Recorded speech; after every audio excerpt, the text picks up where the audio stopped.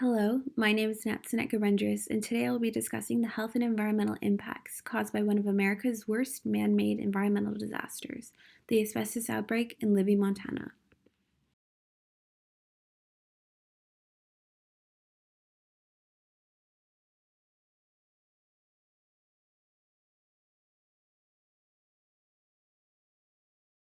Through this presentation, I will provide insights into the W.R. Grace and Company mine in Libby, Montana, and the dangers of asbestos-contaminated vermiculite.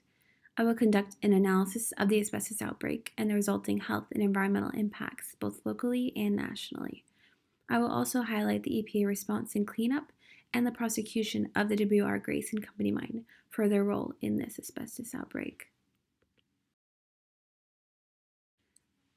To give an overview of my topic, I will discuss the purpose and objectives, in which I will provide context into one of the largest asbestos outbreaks in the United States. I will discuss the W.R. Grace and Company mine, asbestos-contaminated vermiculite, local and national impacts of the asbestos outbreak, environmental impacts in the EPA response, and a summary of my findings.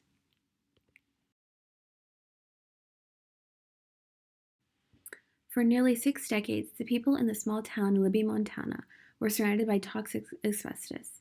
It covered patches of grass, dusted the tops of cars, and drifted through the air in a hazy smoke that became a part of their daily lives. This was the direct result of vermiculite mining that caused one of the worst asbestos outbreaks in the United States. In 1963, the Maryland-based W.R. Grace and Company took ownership of the mine, and this area began producing 80% of the vermiculite in the world.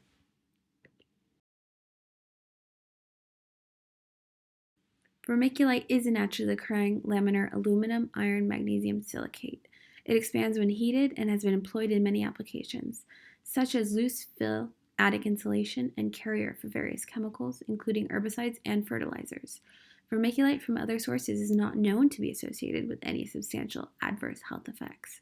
However, the vermiculite ore mined in Libby contained elongate mineral particles, identified as a mixture of asbestiform and fibules.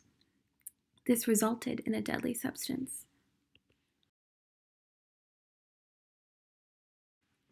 Statistics on asbestos-caused diseases uncover an epidemic of tragic proportions. Thousands of Americans are diagnosed with asbestos-related conditions each year, and hundreds of thousands of people are diagnosed with these conditions around the globe. As you can see from Figure 1, asbestos-related lung cancer claims the most lives both globally and in the U.S., followed by mesothelioma. In fact, around 3,000 Americans are diagnosed with mesothelioma every year, and as we will see in this presentation, asbestos-contaminated vermiculite exposure causes a significant percent of all mesothelioma cases in Libby.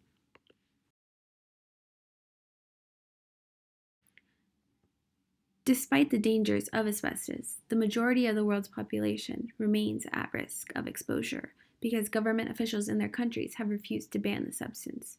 According to the Minerals Yearbook of the U.S. Geological Survey, 1.9 million tons of asbestos were mined for commercial use in 2012. As shown in Figure 2, developing countries throughout Africa, Asia, and South America use it extensively now, and manufacturing industries in many countries, like China, ignore the dangers of asbestos in order to create affordable, mass-produced building materials that contain the deadly substance.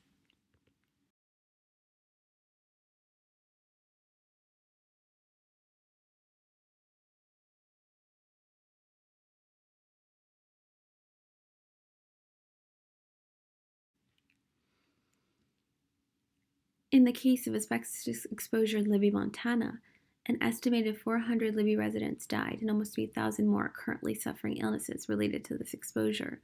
This is due to the fact that not only were workers at the mine and mill exposed, townspeople were also affected, as the mine had distributed leftover vermiculite for use in playgrounds, backyards, gardens, roads, and a number of other popular locations in the town. This resulted in widespread contamination. In fact, in a published study analyzing non-malignant respiratory diseases mortality in Libby vermiculite workers from 1963 to 2006, as shown in Table 1, they found that the average standardized mortality rate was 2.5, highlighting the fact that there was. This deadly exposure was not limited to Libby, as vermiculite was shipped throughout the U.S. to more than 200 domestic processing and receiving facilities. This spatial table highlights the 10 states that received the greatest number of shipments from Libby, Montana. California and Texas received the highest number of imports, as they relied on the vermiculite because of its usefulness in construction. Interestingly, the first identification by public health authorities of pulmonary abnormalities associated with Libby vermiculite concerned exposures outside of Libby. Benign pleural effusions were identified among 12 workers in a vermiculite processing plant in Marysville, Ohio, which received most of its vermiculite from Libby. This highlights the expensive health and environmental effects of this asbestos outbreak.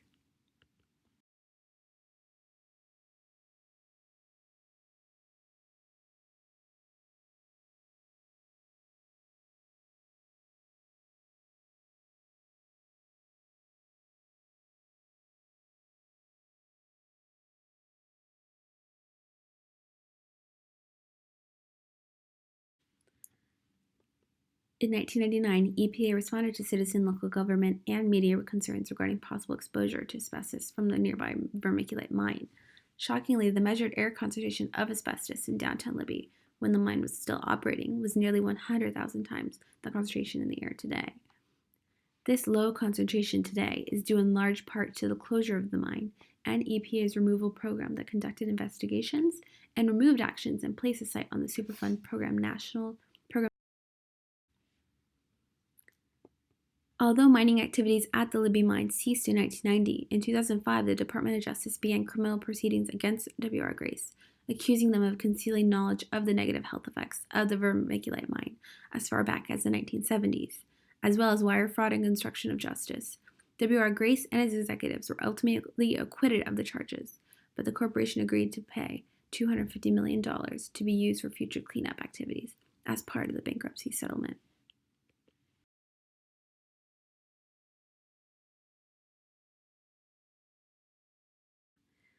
In summary, the